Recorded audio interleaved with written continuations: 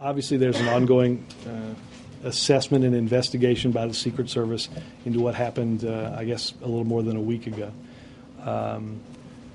We are working with and are ready to work with anybody that has questions on that. I think you know that based on the separation of powers, staff here don't go to testify in front of Congress. She won't. She will not be testifying in front of Congress. Has there been any concerns about Desiree Rogers' performance prior to this instance? No. No one has questioned the president or told the president that she is a very last-minute person or planner? No, I think you all have been to and seen either whether you're part of a pool, whether some of you have been to receptions, the remarkable work that they have done in pulling off a lot of events here. The First family is quite pleased with her performance, and I've heard nothing uttered of what you talk about. Well, what about the issues of her being in fashion spreads early on in the administration? Did you put the brakes on that? I mean, it's been raised, it's now public, it's, you know, you saw it in the magazines, her pictorials, you saw her on the cover.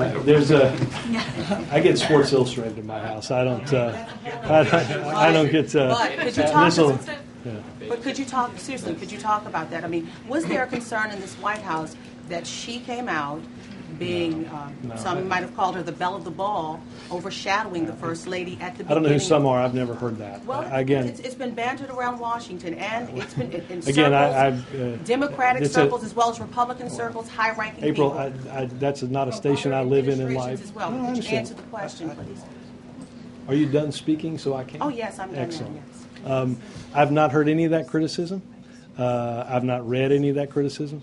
The President, the First Lady, and the entire White House staff are grateful for the job that she does and think she has done a terrific and wonderful job pulling off a lot of big and important events here at the White House. Did she invite herself to the state dinner, or was she a guest of the? Did the President invite her, or did she put her name? No, that's a real cut. Do not fan it off.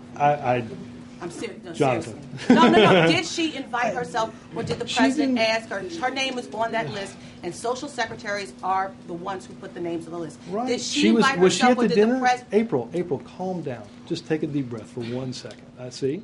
This happens with my son. He does the same thing. No. Don't play with me. I'm not. I'm being serious. And I'm giving you a serious answer. Was she at the dinner? Yes. She's the social secretary. She had the primary secretary. She had the primary secretary for running the dinner. I'm going to get back to weightier topics like 98,000 men and women in Afghanistan.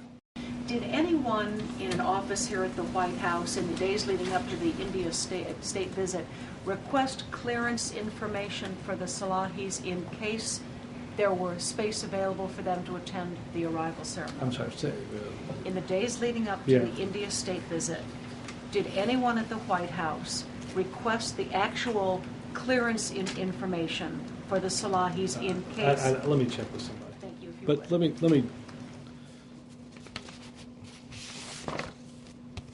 This is what it looks like. We know. Yeah. I'm asking. No, hold on one second. But I think what's important is you got to have an invitation to get into the White House. You don't bring your invitation to the door, though. You bring your driver's license. But if you don't have one of these, you can't get into the door, April. Robert, the question. You have a driver's license, but you didn't have one of these and you weren't at the dinner. You've got to have one of these to get in the dinner. It's an invitation.